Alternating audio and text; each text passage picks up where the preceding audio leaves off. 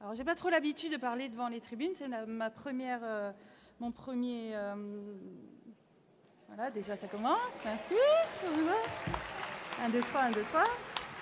Voilà, je vous présente le salut fraternel du syndicat, donc où j'étais secrétaire générale jusqu'à l'heure de ma suspension.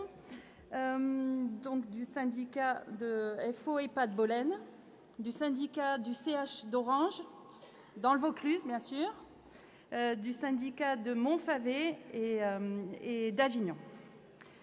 Donc du coup, ils nous ont mandaté, moi et Jérôme, des FO territoriaux, pour valider le rapport moral de Yves Verrier et le rapport financier. Tout d'abord, c'est de l'improvisation.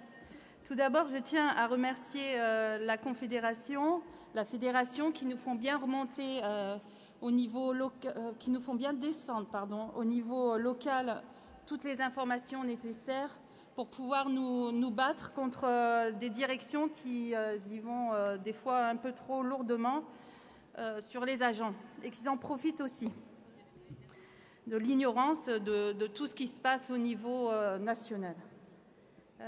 D'ailleurs, on a au sein donc de notre département, il y a un GD, FOSPS 84, dont on fait partie, qu'on a eu le congrès au mois de novembre, donc avec des motions, et qui voudrait c'est pas éventuellement, c'est faire arrêter les grèves à saute-mouton et faire plutôt une grève nationale illimitée.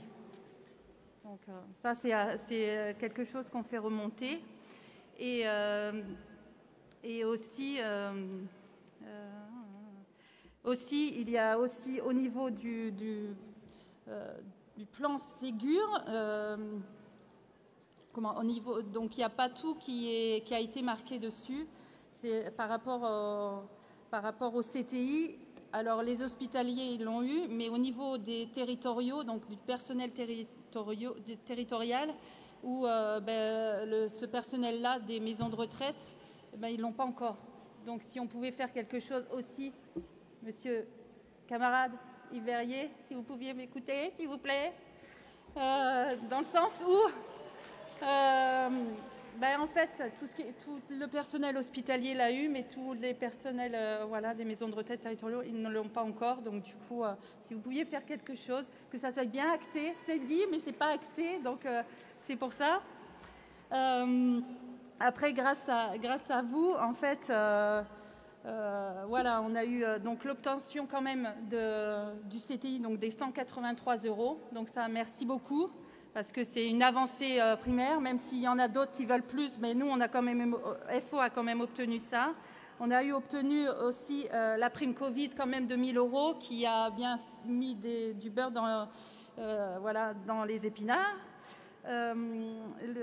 Chez nous, on a eu des obtentions de cas de titularisation, parce qu'on parle toujours de ce qui est négatif, mais en tous les cas, il y a aussi des choses positives aussi qu'il faut aussi faire remonter, des cartes carburant aussi. On a eu aussi la prime mobilité durable qu'on met en place. Donc ça aussi, c'est grâce aux informations qui nous redescendent et dont on prend le temps aussi de lire, parce que ça aussi, c'est du temps aussi quand on est à temps plein. Et puis du matériel aussi qu'on a manqué dans les premières vagues.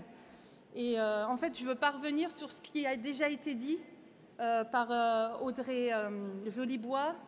Et voilà, donc sinon ça fait côté bis, mais vous le savez, première vague, on a applaudi les soignants, deuxième vague, troisième vague, et après la suspension.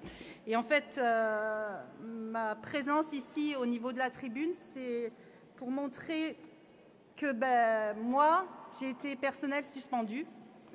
Et que du coup, j'avais deux choix, où je choisissais la casquette de l'aide-soignante ou je choisissais la casquette de la syndicaliste.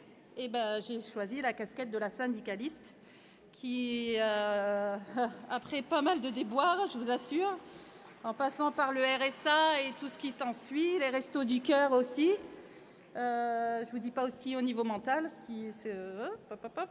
Maintenant, aujourd'hui, voilà, parce qu'il n'y avait pas forcément que la vaccination, il y avait aussi le certificat de rétablissement aussi qui pouvait faire valoir aussi nos droits dans cette crise sanitaire aussi.